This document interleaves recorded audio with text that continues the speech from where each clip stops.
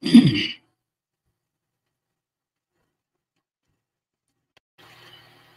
بالله من الشيطان الرجيم. بسم الله الرحمن الرحيم. الحمد لله رب العالمين، والعاقبة للمتقين، الصلاة والسلام على رسوله محمد وآله وأصحابه أجمعين. Bütün hamd sanalar, maqtashlar ve alqışlar alemlerin Rabbi Allah'a olsun. Ve yaxşı akıbet devamlı uşallar olsun. Salat ve selam, aman isellikler, destekleş ve kollaşlar bu Allah'ın peygamberi ve bizning rehberimiz Muhammed Aleyhisselam'a, onun aile tababatlarına, sahabelerine ve kıyametçi onun yolundan yoldaşlarına olsun. Amin. Esselamu Aleyküm, kaderli Şarkı Türkistanlı kardeşler. Bugünkü sohbetimizin temisi şehadiyetin tutuluşunun ve hocayin buluşunun şartları idi. Bu sohbet Nur suresi 55. ayetten bulur. Rabbimiz bu mavzunu bu şekilde bizge tushundirdi. Bismillahirrahmanirrahim. Va'adallahu allazina amanu minkum ve amilus salihati la yastakhlifannahum fil ardi kema istakhlafallazina min qablihim ve leyumakkinanna lahum dinahum allazi irtada lahum ve leyubeddilennahum min ba'di khawfihim amna ya'budunani la yushrikuna bi şey'a ve men kefere ba'de zalike fe ulaike humul fasikun. Sadakallahul azim. Allah senin içinlerden iman etqanlarga ve salih amel işlegenlerge va'da qildi. Nima deb va'da qildi? La yastakhlifannahum fil ardi. Ularni chuqum zimin ustida hukmron qiladi. Shuningga va'da qildi. La yastakhlifannahum fil ardi. İstakhlaf demek qarindoshlar. Padişahning o'rniga vaqt boshqarib turadigan xalifani istakhlafa kelimasini qo'llanadi. Xalifa yoltizdan chiqadi bu. Endi bu va'da biz bu dunyoda kimning xalifasi degan vaqtda qarindoshlar, Allah bizni bu dunyoga o'zining emri farmonlari bilan yuvatdi. Ey insonlar, iman etganlar ve salih amel işleydiganlar, siz şu dünyada iman etsanglar, imanınızı sabit kılalısanlar ve salih işlerini kılalısanlar, siz mening emri fermanım bilen şu dünyanı siz başqursanlar buludu. Bizning emrimizga bergan ismi istiqlal. Yani xalif qilish degan shu. Endi Allah bu yerda bizga bir şart qo'yapti. Sening ishinglardan. Endi buni butun dunyodagi mu'min musulmonlar deyilgan ayet nazil bo'lganda Muhammed Aleyhisselam nazil bo'ldi. Bu Muhammed Aleyhisselamning ummatining hammasiga deyilyapti. Her qanday yerda Muhammed Aleyhisselamning ummati bo'ladi ekan, bu shartlarni qo'lida cho'ntisilar dünyani boshqaradigan bo'ladi. Iymon etgan salih amal ishlaganlarga va'da qilindi. Bular kimlar degan vaqtda qarindoshlar. Allohga iymon etdi deb bo'g'chi qalbimizga og'zaki aytib qo'yilgan iymon u keladi. Normalda iymon og'zimizda la ilaha illalloh Muhammadur Rasululloh deb qo'ygan bilan iymon etgan bo'lmaydi. Iymon degan nima? El iymanu iqrarun bil lisani ve tasdiqun bil qalb. İman degan ağzımız bilan iqror qilganimizdek qalbimiz bilan deyilayotgan gapga ishonsek bo'ladi. Mesela iymonni nima deymiz? La ilaha illalloh Muhammadur Rasululloh desek iymon etgan bo'lamiz, shundaymi? Bu ağzımızda iymon etgan bo'lamiz. Endi qalbimizda-chi? La ilahe illallah degan gap bu dunyoda, bu koinotda, yolg'iz yer sharida emas, bu koinotda Allohdan boshqa iloh yo'q degan gap. Iloh nima degan gap desa, qarindoshlar, iloh degan shu bo'ysunishga layoqat qozongan zot degan gap. Ibodat degan ubudiyatga, ibodatga layoqat qozongan ma'budga iloh deyiladi. Ma'bud ibodat qilinishga layoqat qozongan zot. Qanday zot ibodat qilinishga layoqat qozongan bo'ladi? Birinchi sharti yaratgan bo'lishi lozim. Yo'qdan bir narsani bar qilib yarata olgan bo'lishi lozim. Anandan keyin hayot bera olgan bo'lishi lozim. Anandan keyin boshqara olgan bo'lishi lozim, kontrol qila oladigan bo'lishi lozim, hammaga kuch yetadigan bo'lishi lozim, hammani bila oladigan narsa bo'lishi lozim, hammaga marhamat qila oladigan degandek, hamma ko'nglimiz tatgan hamma narsaga qodir qila oladigan bo'lgan vaqtda, anandan keyin u zot ubudiyatga, ibodatga layoqat qozongan bo'ladi, ma'bud hisoblanadi. Shuning uchun Allohga iymon etish mush ma'nolarni bildirdi. Endi biz buni kichiklatib o'zimizga tatbiqlasak, biz endi Uyg'ur so'zlayotgandan keyin Sharqiy Turkiston xalqiga xitob qilinadi bu oyat. Ey Sharqiy Turkiston xalqi, sizlarning ichinglardan mush shaklda iymon etib ishonganlarga va mushu aqidaga loyiq solih amal degan mushunga yarashadigan darajada ish qila olganlarga Allah söz berdiki mushu dunyoda boshqaruvchi o'rinda bo'ladi deb so'z berdi. Rost iymon etgan bo'lsanglar, rost solih amal ish qila olsanglar, sizlar mushu dunyoda boshqaruvchi bo'lasizlar. Endi solih amal nima degan vaqtda qarindoshlar, yarashimliq ish degan gap, solih amal, solih sulh yildizidan chiqadi, sulh yildizidan. Sulh degan ikki tarafda bo'ldi-ku. Yarashimliq ish degan qarindoshlar, solih amal insonning niyatidan boshlanadi. İnsanın niyeti, kalbi faaliyeti bilen mas kelishi lazım. Mesela bir iş qilgan vaqtimizda Allah rızasida kalbimizni qabul qilishi lazım ki mushu Allah rızası uchun qilinayotgan ish, mushuni qilsam Allah razı bo'ladi deb aqida qilishimiz lazım. Uningga oldi bilan o'zimiz ishonishimiz lazım.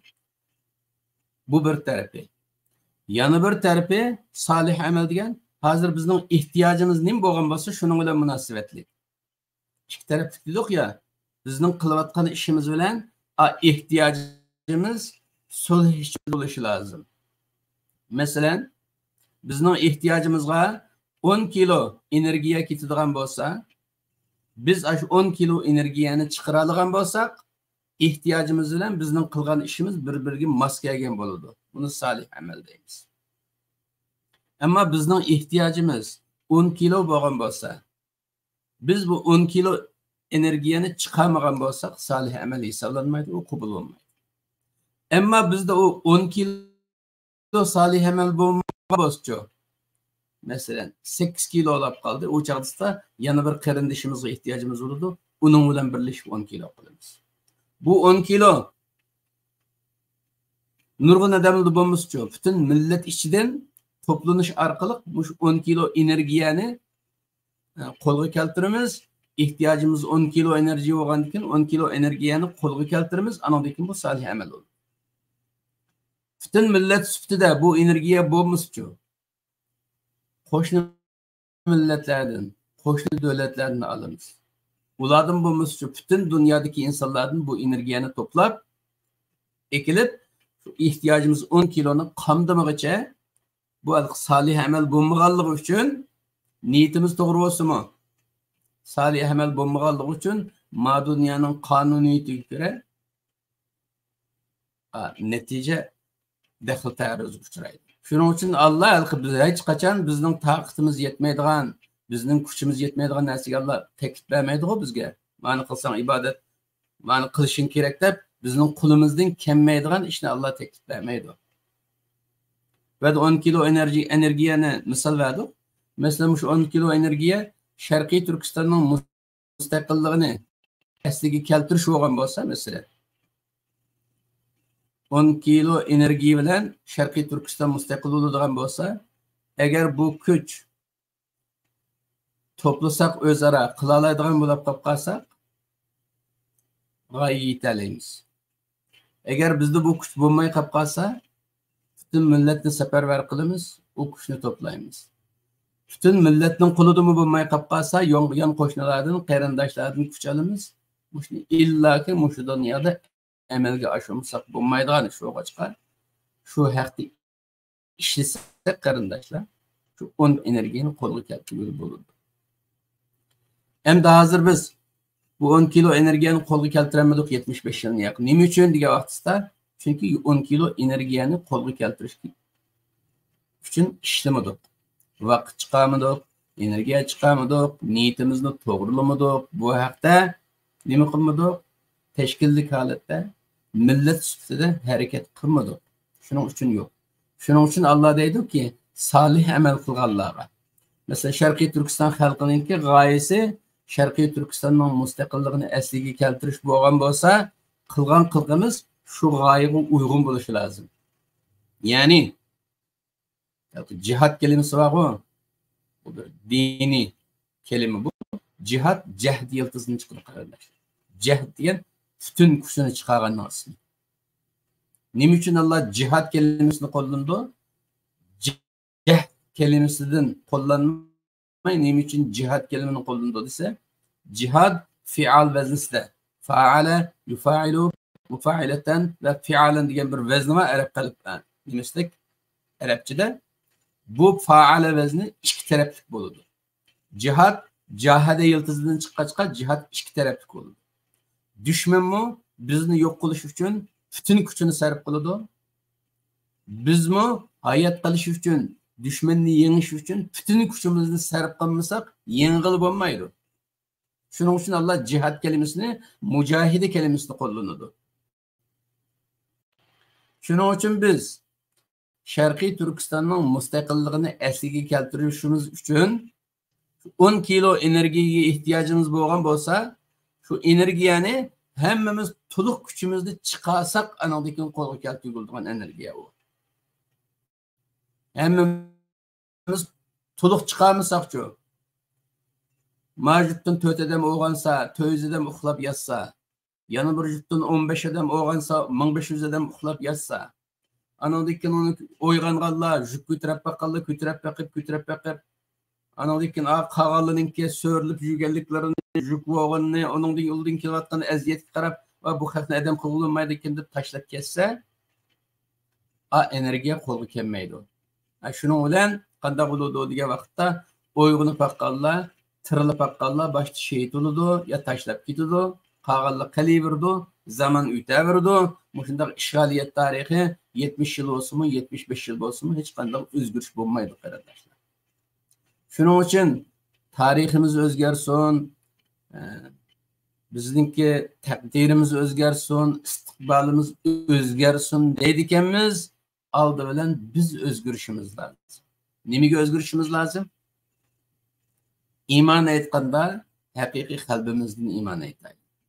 Salih amal qilgan vaqtda qarindoshlar, mush ishim salih amal bo'lamdi, bo'lmamdi?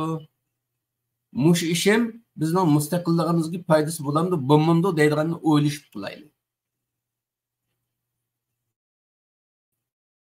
Endi o'ylashib qilaylik degan vaqtda shaxsiylar o'zimizning ham ishga qarab, men qanchalik ish qila olay deb, mening nimamga foyda bo'ldi demay, mushni millat sifatida Sharqiy Turkiston davlatining vatandoshları, bir vatandaşı degan niyat bilan men mushni qilgan vaqtimda, mush zaif holim bilan, mush zaif iymonim bilan, men mushni qila olgan yerimda, mening boshqa qarindoshlarim qiladi deb, boshqalar bilan musobaqalashmay, o'zimizning qo'limizni kesib, qo'limizdan kelganini qilsak, iymon etgan bo'lamiz, salih amal ishlagan bo'lamiz. Shuning bilan millatning farqlari ichida qilingan salih amallar, yomg'ir kichik yog'di-ku. Hemmiyeti yaqqandikin o ankin deryavlap akıdığan gap. Şunun o'xshagan millatning partileri kichik ishlarni qo'lidan kelganini qilaversa, eng oxirsida nima bo'ladi? Solih amalga aylanadi, anki deryavlab oqidi, Allohning rahmati keladi. Shuning uchun aranglardan iymon etgan va solih amal ishlaganlarga Alloh ularni boshqaruvchi salohiyat berdi, boshqarilgan holga keladi deydi. Yana bir istihsab degan birisinin o'rniga yana birisining dastisini xilfa kecha va kunduz birisining o'rniga dasigan nima mush kelimani qo'llanadi. Endi bu dunyoda qarindoshlar zimin Allohning innal arda lillahi yurithuha man yasha. Zimin Allohning. Alloh o'ziga yaragan bandalariga ziminga varis qiladi deydi. Selishtirdi Alloh bandalar orasini. Ma banda ma dunyo qonuniyatiga ko'ra mandaq ishlar o'tadi. Mao bende, Mao dünya kanuniyetiga ko'ra mandaq ishlar o'tadi. Unda bo'lgandan keyin mush dunyoni men sınaq meydoni deb yaratgandan keyin mush sınaq meydonidagi qoida tuzumlarga kim amal qilsa, bu sınaq meydonida shu qazinda bo'lgandan keyin mana Mao bendem yaxshi ishlar o'tadi. Bu zaminning xilofatini ma bendemga beray deb Alloh beraverdi. U bende yaxshi ishlagan bende musulmon bo'lsa-mu beradi. Müslüman bo'lmaganlar, Müslüman ishlagandek shu shart bo'yicha ishlasa, va imtihon bo'lgan, maydoni bo'lgandan keyin Alloh uni beradi. Masalan, Sharqiy Turkiston masalasida, Sharqiy Turkiston zimini innal arda lillah oyatiga ko'ra Allohning mulki. Xitoy tajovuzchilarininki zimini shu Xitoy zimini Allohning mulki bo'lgandek, Sharqiy Turkiston zimini Allohning mulki. Endi Alloh uni shu Xitoy bilan bizning yoki qo'shnilar orasida bizimizga Alloh muqoyis qiladi, selishtirdi. Selishtirib bu dunyo imtihonida Xitoylar mandaq ishlar o'tadi, Uyg'urlar mandaq ishlar o'tadi, Qozoqlar mandaq ishlar o'tadi, Arablar mandaq, Hindlar mandaq ishlar o'tadi deb millatlar orasidagi ishlashni muqoyis qilish orqali kim shu dunyoning qonuniyatiga uyg'un ishlasa, sinaq maydonining prinsip nizamlarga kim amal qilsa imtihonda shu o'tadi qoidasi bo'yicha Alloh bu zaminni o'ziga yaragan, yaramliq ish qilganlarga o'tkazib beradi. Kemas taxlafallazina min qablihim. Bulardan burunqilarni Alloh bu dunyoga xalif qilgan. Masalan, Sharqiy Turkiston tarixi yolg'iz Xitoy besavagan tarixi yo'q. Uning Xitoy kelishdan burun 75 yil burun Uyg'urlarning ajdodi mustaqil yashagan, davlat qurgan, har shonliq davlatlarni qurgan, hatto dunyoni boshqargan zamonlarimiz kelgan. U chog'da biz yaxshi ishlagan to'q, Alloh o'z zaminni, u xilofatni bizga berdi. Keyin biz nachar pasib ishladik, u bizning dushmanlarimizga berdi. Vatilkal ayyamu nudaviluha baynan nas dedi Alloh. Bu g'alaba, mag'lubiyat, bu ahvoli bu masalan davlat bo'lish, millatining mustaqil bo'lishi degandek buning hammasi ayyam hisoblanadi. Ayyam degan Allohning ne'matlari hisoblanadi. Davlat bir ne'mat, millatning mustaqilligi bir ne'mat, siyosiy bir ne'mat, iqtisodiy kuch bir ne'mat. Ashunga o'xshagan Allah bularni ayyam deb ataydi. Vatilkal ayyam. Bu ne'matlarni nudaviluha baynan nas. Biz insonlarning orasida davlatga aylantirib cho'g'itib turamiz deydi. Bizdan bunga davlat qurib turamiz, bizdan bunga davlat qurib turamiz. Davlat qush keldi deydi-ku. Kim yaxshi ishlagan bo'lsa, ha qozondi. Maqatim ma qozondi. U endi mana shunday bo'ladi-ku. Bizdan bu qozondigan, bizdan bu qozondigan shunday. Bu musobaqa maydoni, haq va botil kurashida kim yengiydi deydigan bir urush maydoni bo'lg'achqa bir maydonning oxirisida ya u qozonadi yo bu qozonadi. Kim yaxshi ishlagan bo'lsa shu qozonadi. Alloh buni vatilkal ayyamu nudaviluha baynan nas degan oyatda biz buni insonlar orasida shunday o'zgartirib aylantirib turamiz deydi. Shuning uchun qarindoshlar, yadru shaxsahlapalladina min qablihum, bu insonlarni burun bu yer yuziga xalif qilgandek, bosh qilgandek bu shartga uyg'un ish qilganlarni biz xalif qilamiz deb Alloh so'z berdi deydi.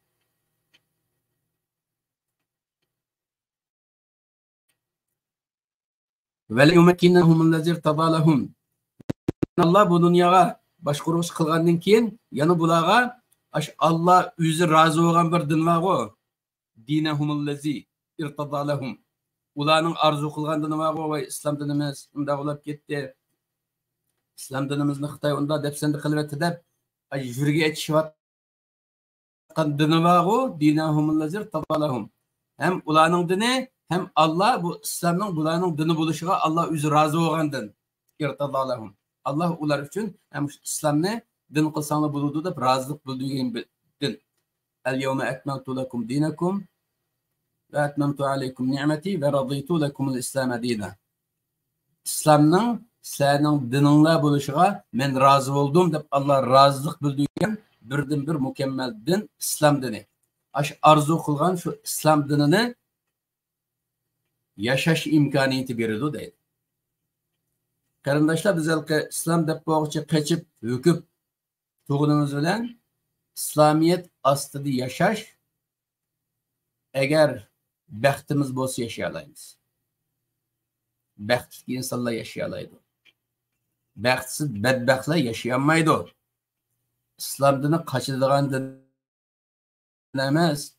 Arzu qilib Allah'dan tilab, ey Allah bizni İslamiyet ostida yashashga nisb qilg'in deb kech kunduz uxlamay duo qilinadigan bir din. Yani Allah'a yarısak dexe. Allah'a yarısak Allah o'zi rozi bo'lgan dinda yashash imkoniyatini beradi deydi. Allah'a yaragan bandalarga beradi bu imkoniyatni. Ve le yubeddilennahum min ba'di xavfihim amna. Ularninki qo'rqayotgan bir holati var. Unda olab ketib, qirg'inchilik bo'layotdi.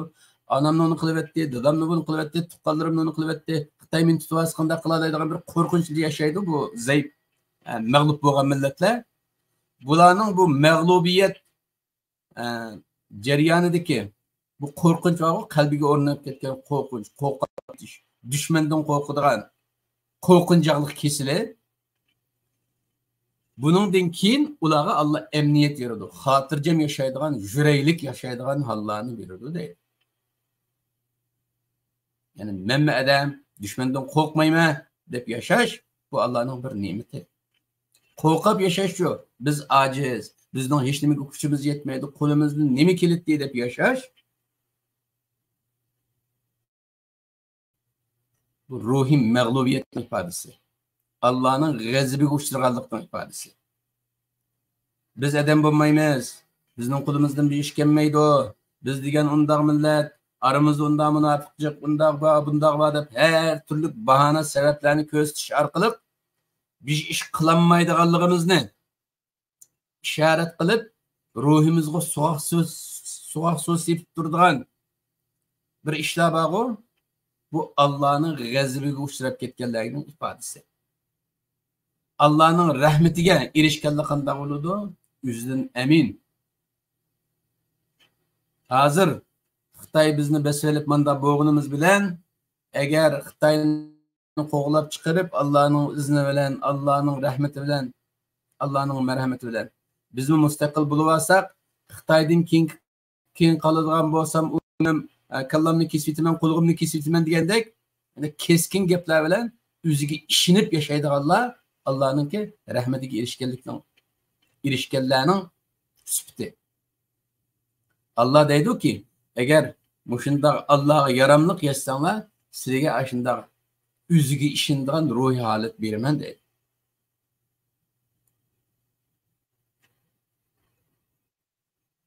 Ve le yubeddilennahum. Ularning xavfini almashtirib, emniyetga almashtirib turadi. Qo'rqinchaqlikdan qutulib, xotirjam, o'zidan xotirjam, ishonchlik yashaydigan hayot beraman deydi. Endi Allah kimga so'z bu va'dani berdi? Iymon etganlarga, bizning ichimizning iymonni etganlarga, solih amal ishlaganlarga. Bu so'zni berdi. Ammo bizning qiladigan ishimiz nima? Ya'budunani. Bu insonlar birlam shart faqatla menga ibodat qiladi. Yani ya'budunani degan menga ibodat qiladi degandilar, balki ibodat deb bo'g'ichi Namaz o'qish, duo qilish, ro'za tutish deb aqlimizga keladi. Endi ibodat beshida keladigan yo'g'on islomning shuarlari, islomning ko'riklari bo'lg'achqa u ibodatlar keladi. Amaliyotda ubudiyat, ibodat degan gap qarindoshlar. Allohga shartsiz itoat qilishning aytdi. İbadetning Uyg'urchadagi ma'nosi Allohga shartsiz itoat qilish. Ya'buduna ne degan? Mushu ustunlikni qo'lda tutish uchun, mushu hokimiyat, mushu xo'jayinlik ruhini, xo'jayinlikni davom qildirish uchun birlam shart menga shartsiz itoat qilasiz deydi. Va la yushrikuna bi shay'a. Menga hech kimni sherik keltirmaydi. Şerik keltirmesligi kerak. Allohga sherik keltirish degan nima degan vaqtda qarindoshlar? Qalbimizga yana shu keladi. Burunqi kafirlar Latga ibodat qiladi, Manatga ibodat qiladi, Xitoylar butga ibodat qiladi, Hindistonliklar shunda qiladi. Biz degan butga ibodat qilmaymiz, bek isl millat deymiz-ku. Bu taraf to'g'ri. Ammo butga ibodat qilish faqatlam shaklga, haykalga, ko'radigan narsaga ibodat qilish uni bilan cheklanib qolmaydi. Burunqi zamonda shu haykallar Allohga qilingan ibodatdan to'salaydi. Hozir biz haykalga ibodat qilmaganimiz bilan, butlarga ibodat qilmaganimiz bilan qalbimizga yerlashib ketgan bekchiq butlar bor.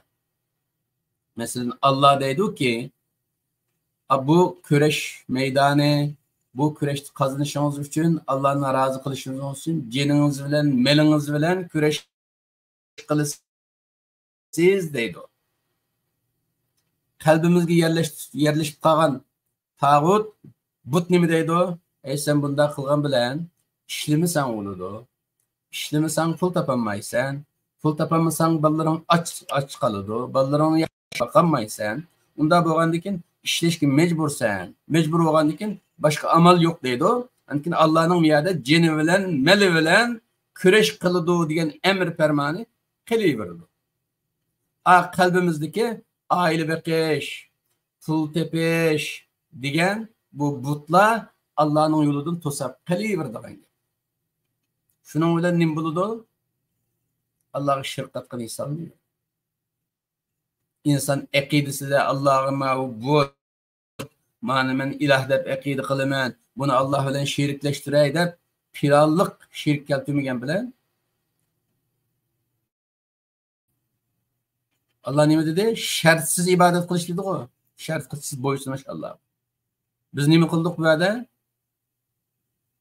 Allohning gapiga manda desam, och qolaman, balchaqalarini boqolmayman dedi. Allohning bizning rizqimizga kepil bo'ladiganligiga, garanti berganligiga iymon etmadik. Allohning Razzaq ismiga iymon etmadik. Allohning Razzaq ismini rad qildik va boshqa o'zimizning nafsi, havoyi nafsimizda ijod qilgan narsalarni shirk qilib qalbimizga tiklab oldik. Uyimizga, ma'batlarimizga tiklamagan bilan butlarni qalbimizda nurg'un butlar bor. O'lni faqat Sharqiy Turkiston xalqi mushunchalar irqiy qirg'inchilik ostida, mushunchalar xo'rliq, mushunchalar zillat ostida turibmi? Nima uchun harakat qilmaydi? Harakat qilg'ini qo'ymagan asosiy omil nima degan vaqtda qarindoshlar, qalbimizga yerlashib ketgan butlar. Bu butlarni Xitoy tajovuzchilari yasab, psixik urush yo'llari bilan qayta shakllantirish, ming'iyib, minglarga o'zining ideologiyasini qayta qachilash programmalari bilan qalbimizga yerlashtirib etgan Xitoycha butlar bor. Xitoycha o'ylaydigan, o'zimiz musulmon turib kofircha o'ylaydigan, musulmon turib kofircha yashaydigan, musulmon deb turib Allohga kofircha muomala qiladigan, mushrikcha muomala qiladigan nurg'un illatlarimiz, qalbiy kasalliklarimiz bor. Shuning uchun Alloh bu ikki shartni oxirisida sheksiz, shartsiz menga bo'ysunadi va menga hech narsa shirk keltirmaydi. Shirk keltirish degan Allohning buyrug'iga daxl ta'arruz qiladigan har qanday narsa shirk hisoblanadi. Allohning buyrug'iga daxl ta'arruz qiladigan, ijro qilinishga to'sqinlik qiladigan har qanday omil, har qanday maddi olsun, manevi olsun şirk hesablanır. Şunun için Allah bu iki şart okuyuşun sebebi şu kadar. Ve men kefere ba'de zalike fe ulaike humul kafirun. Mana bu Allah'ın bu va'di belginini, va'di kılgan va'disini anlagandan keyin, Allah'ın bu şartlarını bilgenden keyin, yani kafirlik devam kılayverse, bunu inkar kılıp, bu devrde o. Hazırki bu 21. asır o'xshamasa bir vaqtlar. Bu degan davrda deb buni anglab turib, yana inkar yo'lidan ketaversa, mana mavla humul fasiqlar. Fasıq degan yo'ldan chiqqan, qonun tunimaydigan, haq huquq tunimaydigan degan. Buni tushunish uchun Payg'ambar alayhisolamning hadisida bor, "Uqtulul foisiqat" deydi. Foisiqatlarni o'ldirib yetinglar deydi-ku. Foisiqat nima degan vaqtda uyga chirib oladigan ruxsatsiz. Chirib oladigan alqa, jilan, chayon, dö, qurtlar bor, zaharli odamni chaqib oladigan uyga chirib. Andan keyin saçqan, uyga chirib alqa, uyni mehnat qilib qo'ydigan. Asli sirtning hayvonlari uyga chirib, uydagi nallarni yeb qo'ydigan, g'ajilab qo'ydigan, saçqan o'xshash narsalarni foisiqat deydi. Bunu Peygamber Aleyhisselam köge İran'da öldürüp itanlar, öldürüp talağa taşıp itanlar diye. Yani Allah'ın emir fermanına boysunmağalla fasık şu foisiqat hesablanırdı. Bu dünyada ur-urga kalıp her taraftan harlık, her taraftan zillet, her taraftan horlanuş, hiç kimde, hiç yüzüge edemde karamaydıgan, ne yüzünün milli qarindaşları, ne yüzünün dini qarindaşları, ademdik muamele kılmaydıgan zelil har halet küçük kalıdı. Dünyada ur-urga kaladı deydi. Faulaikumul fasiqun. Bu halga düşmesi için kardeşler, Allah'a kulak silişimiz lazım. Çünkü Allah bizden yaratmışımız. Bizni yoktan var kılgıçımız.